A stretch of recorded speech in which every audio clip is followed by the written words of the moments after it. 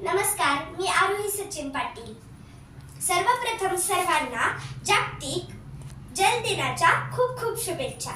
पाणी म्हणजे जीवन। पाणी हे एक अनमोल घटक आहे। पाण्याशिवाय आपण जगू शकत नाही। आपणास पाणी पिण्यासाठी, स्वयंपाकासाठी, कपडे, भांडी धुवण्यासाठी तसे स्वच्छतेसाठी लागते। आपणास पाणी पाऊस, नदी